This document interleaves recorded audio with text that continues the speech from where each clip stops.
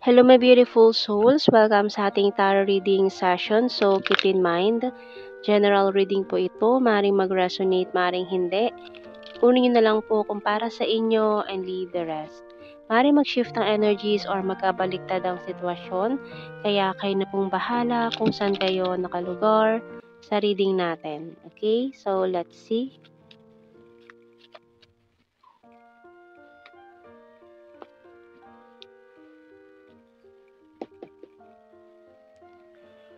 Oh, Ace of Swords. New coming in, communication, ayan. And the Six of Pentacles. Uy. And the World card. Parang busy ka ngayon sa mga social gatherings or yung mga social gatherings na nagsimula online. Parang online community. And we also have here this Judgment card and this Page of Swords. The Six of Swords, Four of Cups, and the Wheel of Fortune.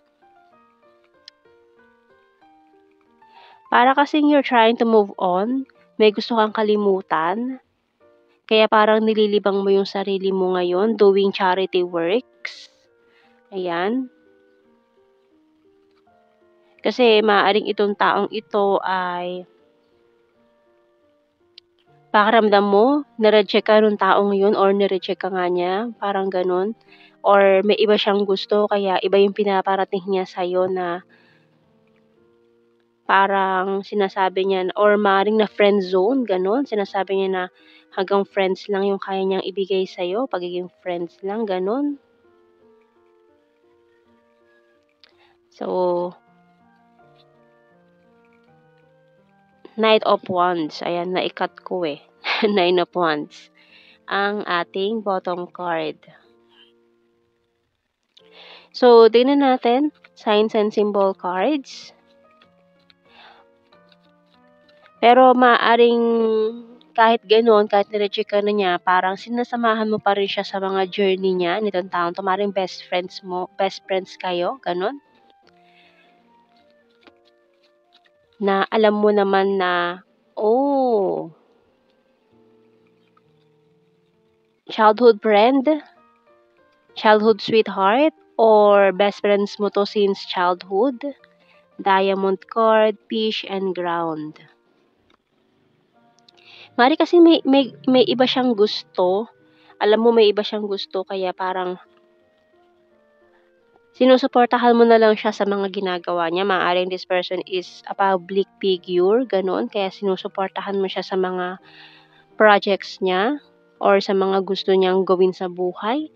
We also have the broom and tarot card sa bottom card.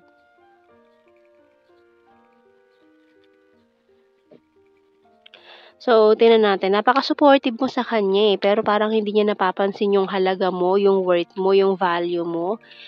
Pero din naman, no, tingnan mo yung diamond card natin dyan.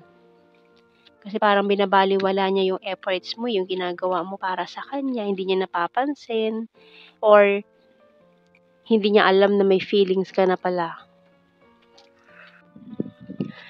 And tingnan natin sa ating The Hidden Truth Oracle cards. I'm grateful for the spiritual lesson. I'm becoming a better person. You were the best thing in my life. I hid who I really am from you. The timing just wasn't right for us. It was my fault, but I blamed you. I hide behind material things. And we both know I'm not the one for you. Ayan. So, kaya, yan, bilis na lang bumitaw eh, kasi parang tinanggap na lang na ganun ang nangyari from the past, and you don't know how hard it was to let you go. Okay, so tingnan naman natin sa ating Tarot Messages Oracle cards. Pero kahit ganoon kasi, itong taong to is nakamasid-masid pa rin siya nag-i-spy, stalking on you, ayan. At alam pa rin niya yung mga nagganap sa buhay mo eh. So, may mga alam siya sa mga nangyayari. Ayan. So, tingnan natin. Tarot messages cards. I want to surprise you. I have multiple opportunities. And honesty is the best policy. Patiently waiting.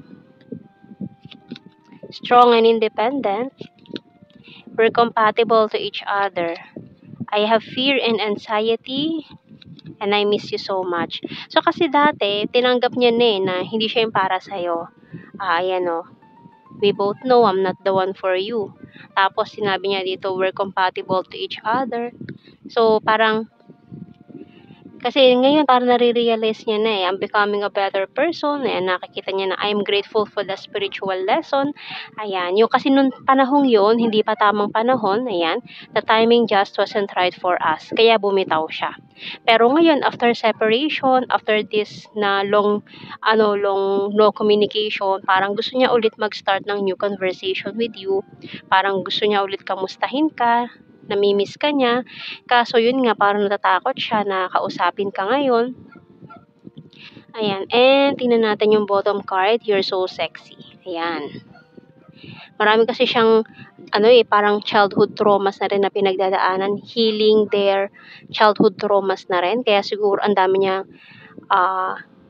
pinagdaanan bago niya ma-realize tong mga bagay na to dito sa mga cards natin. Dito sa tarot messages cards. So, tingnan natin sa ating anong messages ng ating mga archangels.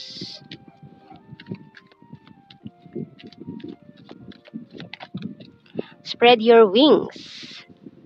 Okay, by Archangel Ariel. Do not hold back right now. The timing is perfect and you are ready to soar. Okay, tingnan mo to. Noon, nagkahiwalay kayo, the timing just wasn't right for us. Pero ngayon, ayan, the timing is perfect and you are ready to soar. So, diba? So, ngayon, ito na yung tamang panahon para sa inyong dalawa nitong taon to. Okay? So, tingnan natin. Bigyan natin to ng initials. Letter C. P and Q. Letter R, M, letter A, V, I, oops, mahulog pa, ayan, L, and bottom card natin, letter E. Ayan. So, tingnan natin sa blue card. Wow. Union of Hearts. We also, uy! Oh my God. Twin Flame. Union of Hearts na naman ng mga Twin Flames energy natin, no? And last card natin, separation. Oh, mga Twin Flames in separation. Ito na naman ang energy sa mga Union of Hearts with Twin Flames in separation. Ayan. So, tingnan natin sa general signs and messages natin.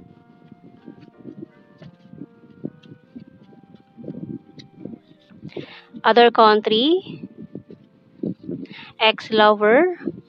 Number 8. Fire sign. Aries, Leo, Sagittarius. December and popular. Practical.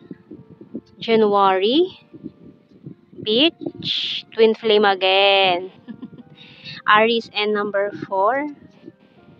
Kaya nag-i-stock siya sa'yo eh. And full of charisma. Luzon. Air sign. Gemini, Libra, Aquarius. Past person. July. City. Ayun, nagkaroon ng mga karmic relationships in the past. Number 6.